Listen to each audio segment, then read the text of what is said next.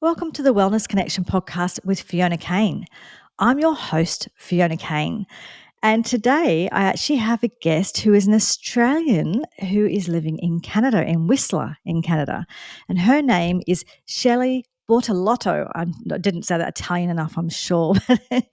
Welcome, Shelly. Thank you, Fiona. It's lovely to be here, and I love hearing the Aussie accent. Thanks for having me on the show today. It's great to have you here, and it's great to connect with an Aussie living overseas. It's always interesting to hear people's stories and where they are and what they're doing. Would you like to share a little bit of being in Canada and how you ended up there? Yeah, so the very quick version is I'm just here for a season, and it's been 15 years long. I turned up in Whistler just for 3 or 4 months, and I met a Canadian boy, and he is very much Canadian. 15 years later, we're still married. We have a little girl, and we're just loving growing up in Whistler, Canada. Okay. That's great. Great story. And look, I kind of stepped a little bit fast and I didn't actually ask you to introduce yourself. So part of that is who you are, where you are. But yeah, how to introduce yourself? Anyone who doesn't know you, please introduce yourself. Yeah, so like you said, my name is Shelly Bortolotto. It's Italian because I married the Italian background. That's fine. And I'm a coach. I help people figure out what they're thinking and telling themselves in their head because that impacts how we feel and how we do life. So I help people do life with more ease and feel better because I teach them those daily things we need to tell ourselves every day in order to just feel good as we go about our day and make decisions better. Mm. Yes, the language that we use, our daily habits, are so important, and today that's exactly what we are going to be talking about. It's those daily habits that support your mental health. And I know that you have a bit of a story for yourself in regards to your journey with mental health. So, would you like to share? Yeah, so Fiona, as we talked about, I came from Australia, came overseas, and we got married, we decided to have a kid. So I have a baby, and almost immediately when the baby comes out, I start feeling terrible. I don't know why, but I struggle through feeling fairly terrible for the next 20 months, including some breastfeeding challenges and just not understanding.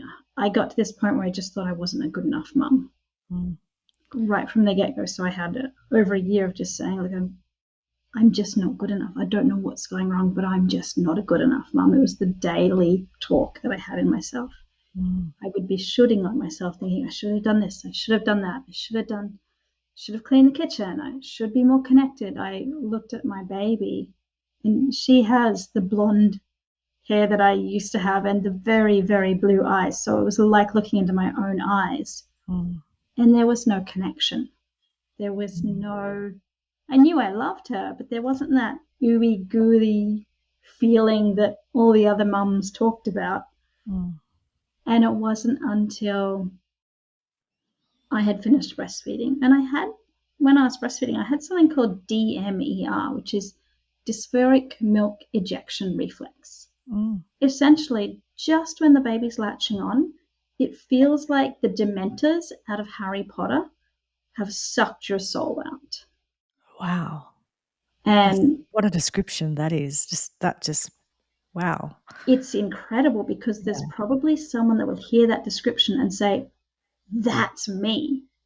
This Mm. is a very rare thing. A lot of doctors don't know about it.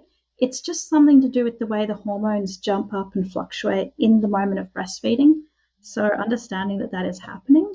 Yeah, I see. I'd never heard of it, and you put those initials of that in your email or what messaging to me, and I had to look it up, and I've never heard of that before, and I think it is important to talk about that because I know that, like I haven't had children, but everyone around me has, and I've been around a lot of babies in my life, and I know that there's always that sort of whole, oh, breastfeeding, it's natural and it feels wonderful and blah blah blah, and like it can, and that's wonderful if that's how it works. But I think it's really important to, you know, like I said, I've been around a lot of this stuff for a lot of years, never heard of it. And for someone who this is happening to, they really need to understand that it's a real thing. It is a real thing. And the thing is, when you put this real thing of D-MER, Dysphoric Milk Ejection Reflex, and you combine it with what we didn't realize was happening at the time, which is postpartum anxiety, it's hard to separate the two. So Yes. essentially you're trying to treat two things, not realizing that you're treating two things. Yes, yeah. So you're just So going with the story of what's the story? The story is, like, what, I'm a bad mother, or there's something wrong yeah, with me? I don't know. What's the story that you're telling yourself? but the story was I'm not good enough. And because when the story is I'm not good enough, the response is do more. So I was trying to do everything around the house as a new mom and breastfeeding. And in Canada, we get to take a year off with our kids at first. That the government pays it. It's amazing. Mm, But it means it can be really isolating because we're not back at work. We're not in that connections that we normally would have. So my husband would watch me trying to do everything around the house and take her out for walks and breastfeed. I'm still breastfeeding full time, which is, I might add, equivalent to a full time job. mm. And he Yeah, said, and if you're doing yeah. that and feeling the way that you said you were feeling when you were doing it, that just must be dreadful. And he said, look, just stop, just sit down and take a rest. I'm like, I can't. He said, why? Because it all crumbles in. It's easier to push down the feeling of not good enough when you're out there trying to get stuff done. Yes. But you never get enough done to tell yourself, oh, I'm good enough today. It's like this constant cycle of inadequacy, more inadequacy, more insufficiency, Mm, more self-disappointment. So that was going on for quite some time. And there was counseling, and I'm thinking, look, the counseling just isn't working. I'm just broken. And it was a lot of just not good enoughness. And then once I finished breastfeeding, so we sort of put that whole D-MER challenge to rest. And it wasn't feeling like the soul was getting sucked out of me 20 times a day. mm, And I was able to go back to my doctor and say, look, something's still not right. So she did this kind of like, she pulled me aside. She's like, come and sit over by my computer, come over here mm. and do this little quiz for me. And I'm thinking it's, one of those Clio or Cosmo quizzes where you kind of want to be in the middle, right? Like Yes. cool, but not too cool, but friendly, but like popular. And so I did the quiz. It's questions like, how many times do you worry a day? Like, what do you think about? What words do you tell yourself? How are you sleeping? And I get to the end, I'm like, okay, I got 14. What's a good score? She looks at me like deadpan face. She goes, 0. Mm, You could just about see the light bulb go on. I'm like, oh, oh, oh. mm. It was the test to see, like, it was the medical evaluation they used to diagnose postpartum anxiety. Okay. And that happened at 20 months when my daughter was 20 months old. So I'd Mm, been through thinking that I was terrible mm, for about a year and a half, mm. longer than a year and a half, nearly 2 years. And Yes. that was a really tough experience. Mm, Even after that experience was done, and I very, very quickly, I got the medication, I got more counseling, I talked to my boss, I said, look, I've been diagnosed with postpartum anxiety. Everyone was like, makes sense. mm, How can we fix it? How can we support you? It was very new to me. I'm like, mm, I can't believe this is happening. Everyone else is like, clearly it's been happening. I'm like, why didn't anyone tell me? I thought I was just broken. I mm, didn't realize my hormones and my chemicals in my brain were just out of whack. I thought I was just a terrible parent. mm. Anyway, it worked. I got better and I was able to do life in the most general sense. I could get my daughter out the door to daycare. I could get to work. I could get my job done.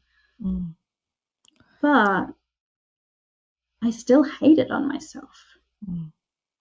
I was now in this daily habit of not supporting my mental health. Yeah, and it was really hard.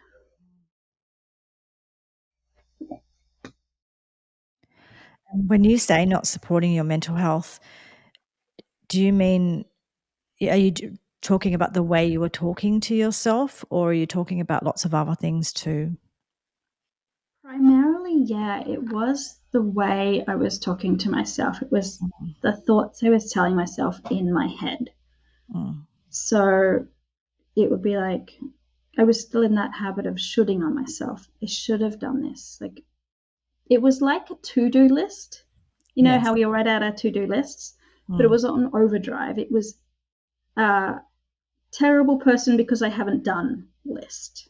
mm, And this might be I didn't wash out my daughter's lunchbox the night before, and then I that was the reason I was late the next day, or at least that's what I was telling myself. And mm, then I thought, oh, I'm not doing it. I'm not a good enough parent. I should have done that the night before. And that should would take up the next couple of hours of my morning. mm, Just when it was simple as I didn't do it. No big deal. I'll do it now. mm. That sounds exhausting. Hugely exhausting. And the thing is, my daughter was doing great. Mm, It wasn't like a lot of times when they diagnose things, they look at how is the kid doing, how is the mum doing. So my daughter is this amazingly incredible, smart, intelligent, switched on little kid, really empathetic, really kind. mm. In like this morning, she organized my bedroom table for me. Thank you. She's a really organized little kid. So Mm, she was doing fine, and I was really, really struggling inside because it was exhausting to constantly be telling myself that I was insufficient and inadequate. mm, mm, And it wasn't until I actually got some coaching. And I got the coaching in order to start a business. So it was essentially it started out as business coaching, but the core of that was that I wasn't telling myself that I was good enough. mm, So I had to retrain my brain out of this constant habit of basically beeping on myself, mm, as I won't say the S word, mm. which is on a side note really cute because my daughter thinks the S word is stupid, not the other S word. I'm like, she's an adorable 8-year old. Yeah, yeah, it's lovely. The longer you can keep them in that innocent place, that's, beautiful. She is Mm, gorgeous. mm, And it wasn't until I could start thinking of myself as capable and worthy and competent and not blaming myself for everything that I hadn't done mm. that my mental health really started to come back. Yes. Mm. And it's something that I talk to my clients about a lot, and as a nutritionist, but also a counselor and coach, I teach my clients how to learn how to nourish themselves to health. But nourishment is not just food. No. Nourishment is, it's what you think, it's what you say, it's how you feel about yourself, it's who you spend your time with, it's all of those things. So, if you're all you're doing is pouring on, well, that word you were just using, fertilizer, but Gasoline to the not the fire, nice really. one. If all you're doing is pouring that onto yourself all of the time, that is not nourishing, not in the way that fertilizer normally would be. That's No. that's just not nourishing. So that's just, if all you're doing is just doing that to yourself, then that's like the opposite of nourishment, isn't it? Yeah, and I've come off a farm, so I've shoveled plenty of that in my Yeah. time. And It's I would it's probably a love bad example for me saying fertilizer because it is nourishment for plants. But yeah, anyway, you get the gist. Doing that to ourselves doesn't work. Yeah, and there's definitely some tools that I've come up with along the way to, you know, obviously the main tool is coaching, is getting to talk to somebody one on one every week and have them actually look at your thoughts so Mm, that you get that outside perspective of this is the thing I'm telling myself every day. mm, This is the question I ask myself when I wake up in the morning. How am I going to be a terrible mum today? Mm. And when those are the questions we ask ourselves, Mm. it's like we auto complete the answer. Yeah, well, you've already framed it, haven't you? You've already framed it what the answer has to be, because the framing has created. It's that whole. I talk about it a lot, but it's that you see what you want to see, and so if you go out into the world and say, "I'm going to look for opportunities to prove that people are kind," you will see that. But if you go out every day and go, "I'm going to look for opportunities that people are out to get me," you will see that too. So it is a really the way you frame things to start with makes a big difference, doesn't it? Yeah, and often we don't realize how habituated we have become to framing it in such a negative way. Mm. And also, we actually might not even know, like, our internal dialogue is our internal dialogue. Does anyone really know what anyone else's is? So because we've only ever had our own, we might not actually identify that ours there's anything wrong with ours, or ours is not healthy for us. Yeah, that's what coaching does is Mm. when I coach, as I'm sure you do too, I'm very, very neutral. It's Mm. almost like you just get blank face because I don't want to give you my opinions about what's happening inside your head because we want to find out what's happening in your head. What are Mm. those daily questions you're asking yourselves that you've pre-framed the answers for? Yes. And is that serving you? And it's not until we start getting them out on paper you can actually look at them really objectively and think, oh, well, I do ask myself this a lot. Or I do always think of that person in that way. And I do always look for that specific kind of evidence. Mm. And then we sort of see how, well, that's having me feel this way. Mm. And from this feeling, I'm taking these kinds of actions. Mm. Yeah, And then it's we like ask, well, drinking poison and wondering why you feel bad. yeah, like that's the result. The, Yeah. the result you're getting from those actions is Yes. not feeling well. Yeah. Yeah. So, The and other like thing you said, too. we've never done this before.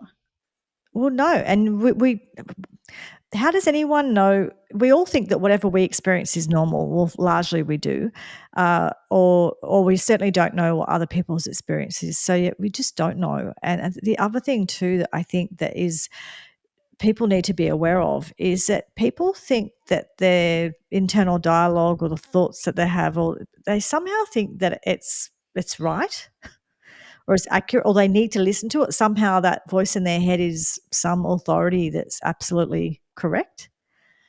It's just some sort of program in your brain. It's not, and programs can be changed, but we sort of sometimes people actually think whatever that voice is to be believed, but it's not. It's not some great sort of smart expert or whatever, especially if it's saying things like that. It simply is a program that you've picked up along the way. Yeah, when we coach, we like to talk about the difference between facts and thoughts. Mm. And there's a really simple way to make that judgment. Like, it's a fact that we are talking together today, Yes. but it is not a fact that I should have done X number of things. And the way we decide that is we imagine that there's 100 people squished into your living room, Mhm. and then we get those 100 people to vote. Have you done enough today? Yes or no? Now, our brain automatically assumes that all 100 people are going to vote, no, you haven't done enough today, you're a terrible person. But that's not true. As Mm. long as you've got these 100 imaginary people in your living room and they are voting differently, some people are putting their hand up this way, some people vote over that way, Mm. then it's a thought. It is a Yes. belief that can be changed. Mm. Some things can't be changed. I have blue eyes, and that is a fact. Mhm. But there's so many things we can change. Yeah, but I'm a terrible person. Not necessarily a fact. And, It's and that very opinionated. Yeah. exactly, and the truth is that we're all human beings, which means we're capable of lots of different things, but we're usually not just one thing. So, so you've started telling me some of the strategies that you've been using, this kind of daily strategies to improve your mental health. So, can you expand a little bit more on that? So, obviously, part of it was identifying what you were saying to yourself and changing that story. So, tell me a little bit more about that, or any other strategies in particular that you found have been really helpful for your mental health. Yeah, the one we're talking about right now is just identifying the thought you're telling yourself. Mm-hmm. And actually, we want to really slow that down. We want to really create that awareness of, oh, I'm telling myself this, Mm, and it's making me feel this.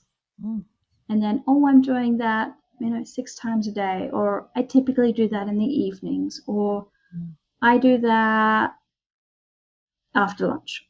mhm, And then when that puts me into that feeling of shame and guilt, mm, then what am I doing in shame and guilt? And I know I was in shame and guilt, and I would be sitting on the couch reading my book rather than interacting with my daughter as I could be, mm, because I was buffering that feeling away.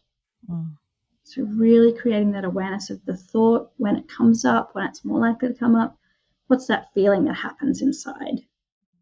And then what are the actions that you're typically in from those feelings?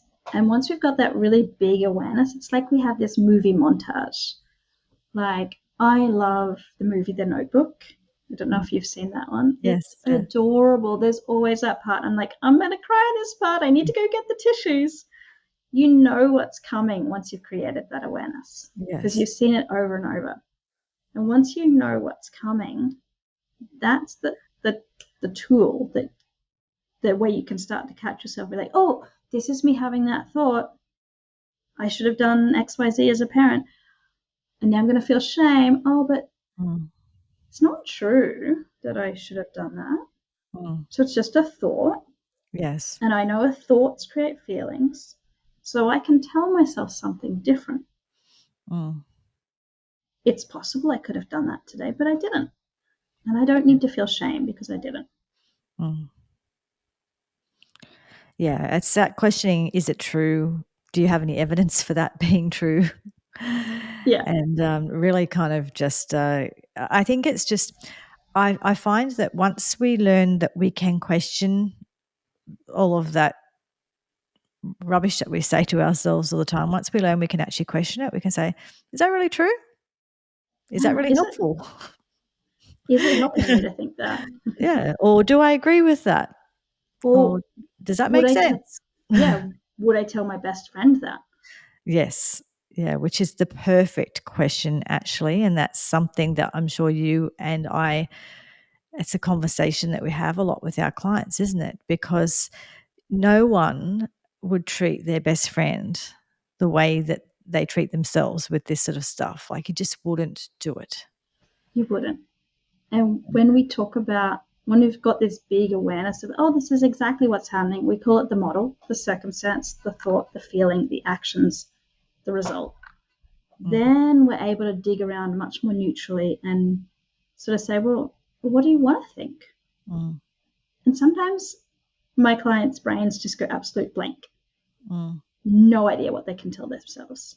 Yeah. And I'm like, well, imagine your friend is sitting at your kitchen table and you're having a cup of tea and they've come to you with this problem. What advice do you give them? Mm. And then their brain turns on. They're like, oh, this is exactly how I would have that conversation. They Yes. need to love themselves more. They need to give themselves a break. They Mm. need to see that they have accomplished a ton of stuff today and they need to stop saying yes to so many things. Yeah, yeah, exactly. Your friend comes in, sits down, has a cup of tea. You're not going to be standing there saying, "Well, you're useless. Well, if only you were a better mother, and you just don't get anything done, and you're hopeless, and who do you think you are?" Like, no one would have that conversation with their No, best friend. However, we have it with ourselves over and over and over again, and that's the longest. I always sort of say that the relationship you have with yourself the longest relationship, the most consistent, longest relationship you're going to have in your whole life. And so at least creating a friendship there, at least having a healthy respect or friendship with you is really important. So exactly that. How would you have a conversation if it was someone that you loved? How would you have a conversation if it was your friend? And that really allows you to reframe it completely, doesn't it? It totally does. And then the other question is, if it's not your friend, it's your daughter, it's your Mhm. son sitting at the kitchen table, Yes. or it's your mum or your cousin, whoever kind of fills that spot in the context of the problem. Yes. Mm. Yeah. Now, Mhm. Fiona, I promised you a couple of tools. Mhm. I've got two more that I want to share, but we Sure. need to sort of bring that story back to when I was a brand new mum, Mhm. trying to do everything. And as we know, as brand new mums, sometimes you have a choice between eating, sleeping, feeding the baby, or staying up to have 10 minutes to yourself because all you want to do is watch a TV show. And and of course, notice I didn't put cleaning the house in that list. But when I was when she was about 3 months old, they said sometimes you will need to put the baby down and you will need to do something for yourself. Mhm. And my mum actually recommended practicing this every morning. So every morning I found what I called my tipping point. The tipping point is when you have to put yourself first Mm. because you're completely out of your bucket is empty Mm. and you cannot give from an empty bucket. Mm. So the tipping point is find when you're in that complete sleep deprivation period, finding that tipping point. When is the moment when I need to put my baby down, on a safe mat on the floor and go and eat breakfast at 3 in the afternoon? Mm. Because taking care of me is the most important thing. Yeah, it's that message that they give you on a plane, isn't it? About putting it, the masks drop down the oxygen mask. It's put your mask on first. Yeah, And I understand why it doesn't happen. I mean, obviously, babies need us for absolute survival, and that's why that relationship is so intense, and that's why it's natural for a mother to put her child first, and it's vital in so many ways and for so many reasons. However, if you kill over, you're not able to nothing help else that matters. child at all. So that ability to somewhere in there kind of have that awareness is like, okay, okay, right, yeah, I need to do something. It's just having that awareness in there is really important. Yeah, it's knowing that there is a tipping point. There is a moment where you literally need to feed yourself. And for me, it was things like I need to eat and I need to drink water because I am producing milk. And at Yes. that point, I was actually producing milk, and I added an extra pumped feed because I was producing milk for my friend's baby who couldn't take Right. other milk. So I was doing time and a half really. Mm, mm. And the idea is that you need to know about the tipping point. It is there, it exists, you will find it. And Yes. once you start to find it, the idea is that you can catch it before it happens. So I know I need to eat by 11 a.m. in the morning. So I'm going to make sure I have breakfast at 9 a.m. Mhm. That idea of I know I need to do this, and finding those really clear strategies like I've had a terrible night. Who can I call to come and look after my baby for 2 hours so that I can sleep?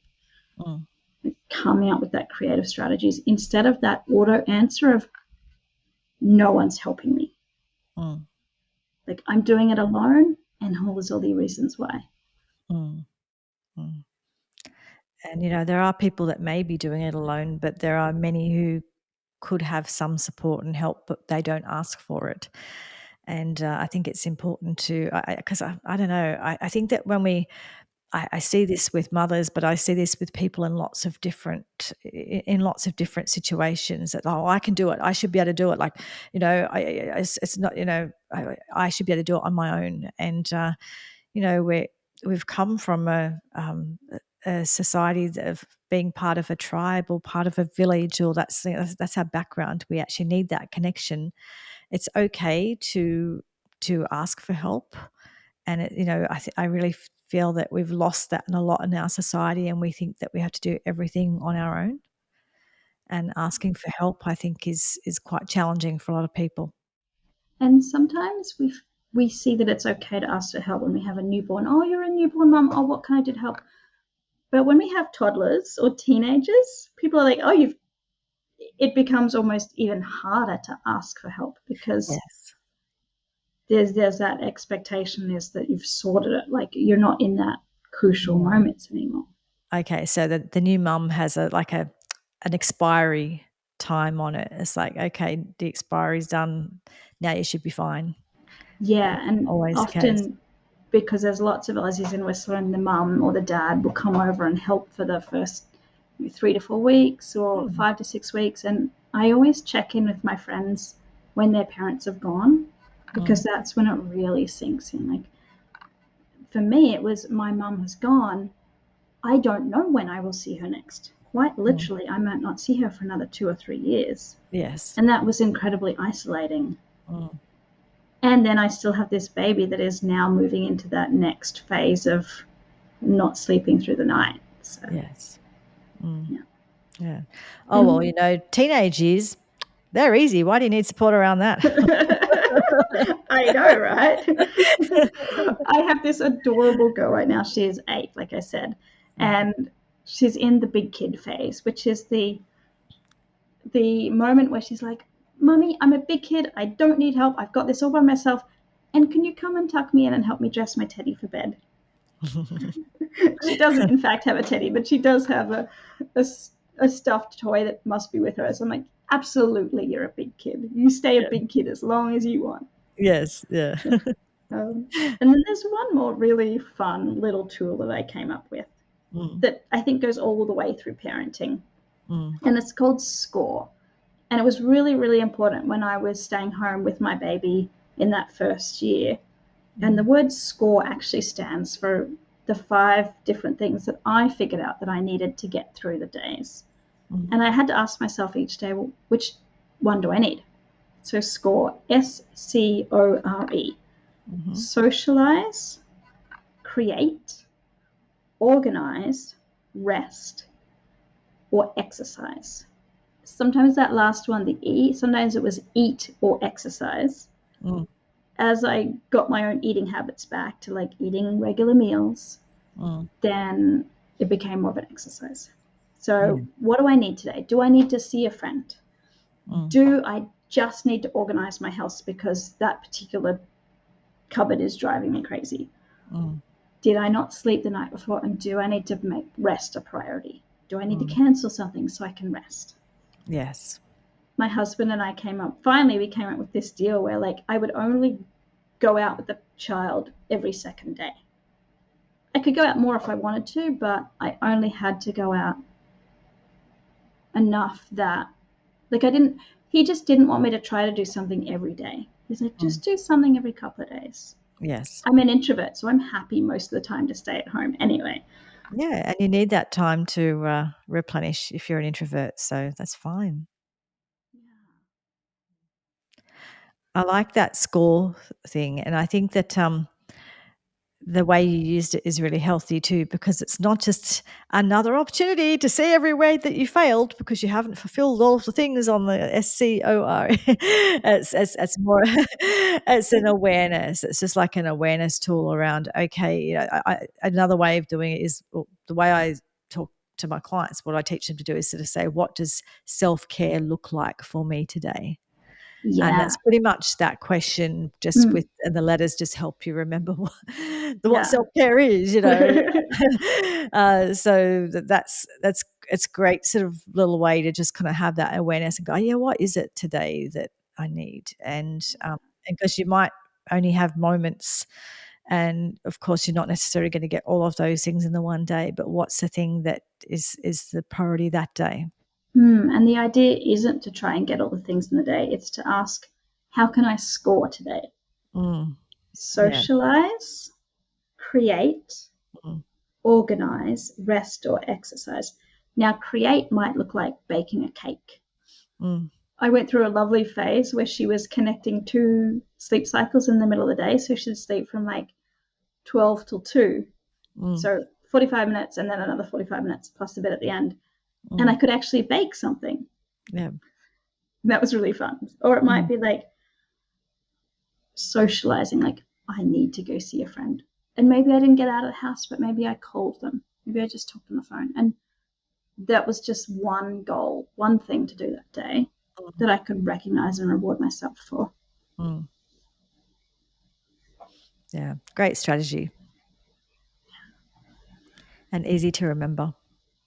Yes. Mm. Were there any other strategies that you would like to share? Really, just this idea that, like what we were talking about, is you get to choose what you tell yourself. Actually, I do have one more. I told it to a Mm. client. It's very simple. I told it to a client just the other day is when you go to bed, I have notebooks. All these notebooks behind me are all intentional thinking notebooks. And I like to, Intentional thinking notebooks. Okay. yeah, they're all me doing my self coaching, processing emotions, Yes. letting myself know that it's safe to feel an emotion Mm. because emotions are just vibrations in our body. Mm. And when we feel emotions, it's easier to let go of the thought. Mm. Um, Yeah. and intentional thinking is I like to write down a thought for my bedtime. So the reason I do it is because it's more likely to be the sentence that comes back to my brain in the morning. Mm. Sometimes it'll be one of those useful questions like, how can I connect with clients tomorrow? Or how can I plan a fun weekend for my daughter? Mm. And sometimes it'll just be things like, you're an amazing person, Mm. or you really impacted this particular person today. And Mm. then when I wake up in the morning, I'll think back about that client I talked to yesterday and be like, yeah, they're going to have an amazing week because of our session. Mm. And that reminds me of my own accomplishments and my own achievements. And it's safe to feel accomplished. Mm. Yeah, definitely. Mm. If you could now go back and talk to Shelley when you were in the midst of all of that, what advice would you have for her?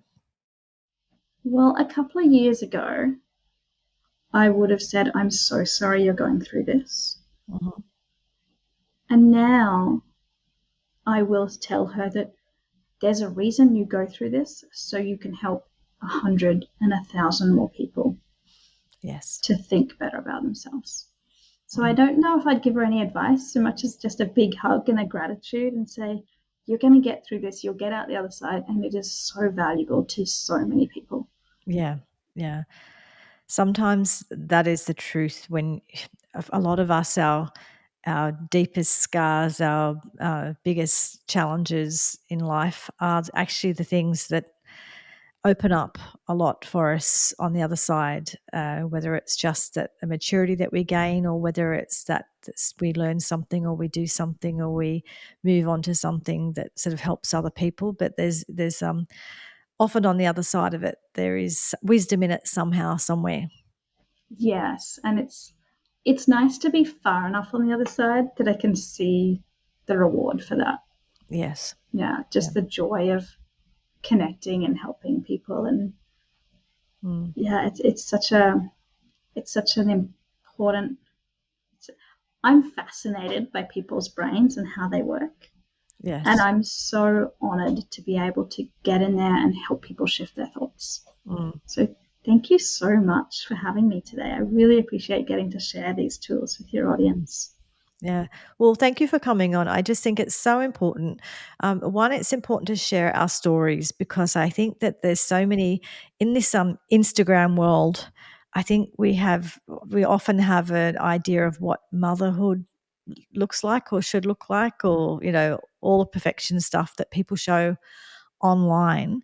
And I think that there's even more than ever, a lot of people are feeling inadequate and like there's something wrong with them and they're not achieving because they, things don't look like they look on Instagram for other people. And of course, those people on Instagram, it doesn't look like that for them either, but we don't know that. But I just think we have so much of that comparison-itis and reasons that we feel bad about ourselves or that we put ourselves down.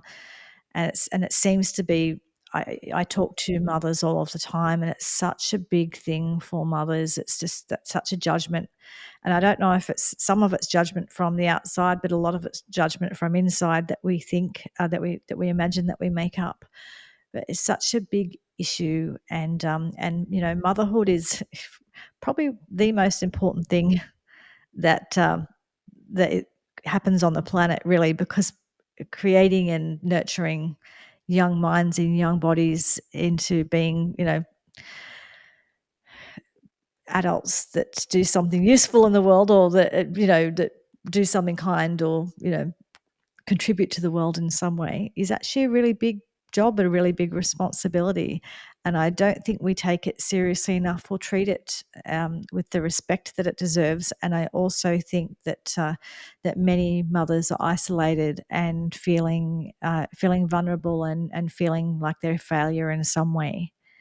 So I think any discussion where we just normalize, or it's not so much normalize because what you had were issues that, diagnosable issues, but just saying that they happen, and this is what your experience was, and that you do come through the other side.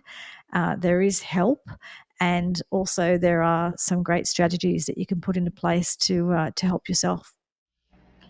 Yeah, and one of the things that you said really struck to me is that it is such an impactful job to be a mom or to be a dad or a caregiver or a parent.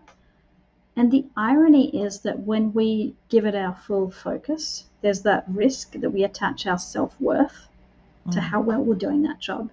Yes. And it's really important to keep them separate. So you're doing an incredibly impactful job.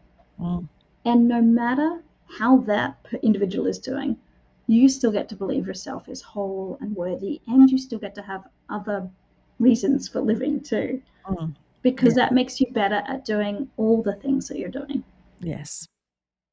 Yes, definitely. Yeah. Yeah, we're more than one thing. We're lots of different things, and I think that we do, that's a whole other topic, but we attach ourselves to our job or to being a parent or whatever it is, and yeah, if we get every little bit ounce of feeling good about ourselves from that, it can be a problem. And with parenting especially, again, this is another topic, but with parenting, the truth is that it's really hard. And children will go through all just different phases and different cycles, and it's gonna be, it's one of those kind of roller coaster things, I'm sure, where it's like there's good moments and there's bad moments, and that's normal, that's part of it, because you are literally helping to, create and nurture a human being.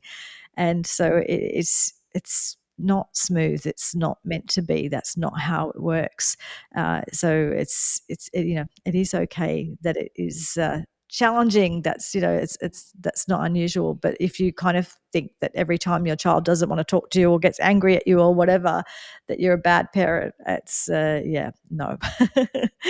It's just like, I'm doing my job. If you get up, I think that, a lot of the time in life, if you get up, you get on with it, you do the best you can, then, whatever it is you're doing well.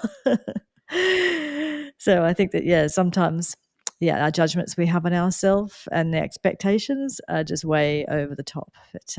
But yeah, I'm really glad that to get your perspective on the different ways that you can, the different language that you can use, and the different way that you can reframe things and nurture yourself while you're going through that, and getting to the other side. Thank you. It's absolutely so important for people to hear this. So thank Yeah, you. yeah. So look, thank you so much. I really enjoyed our conversation, a really important conversation, like I said. Now, if anyone wants to get in contact with you, how can they find you? They can go to my website, shellybortolotto.com. Fiona, I know you're going to link that up in the show notes. Yes. And I love chatting to people on Messenger, like Facebook Messenger. I love waking up and being like, "Hey, how you doing?" Getting those messages I'm because I'm on the other side of the world, basically. So I Yes. get messages all time nights. So if you want to just reach out to me on Messenger, you're more than welcome to just find me in the little thing. I'm very open for people to message me, Mm. and you can send me an email. You can get on my email list, and you'll get goodness in your email a couple of times a week. Yes. All about how to, support your mental health and become more aware of your thinking. Mm. Yeah. Brilliant. Well, thank you again. I've really appreciated having you here today. You're very welcome. Have a wonderful day, and I will chat to you soon. And thank you to everyone who is either watching or listening to the podcast today. I hope you enjoyed that episode. Please like, subscribe, and share. And also go and follow Shelly on all of the places. Like I said, like she said, we'll put them in the show notes. Thank you, everybody. I'll talk to you again next week. Thanks. Bye.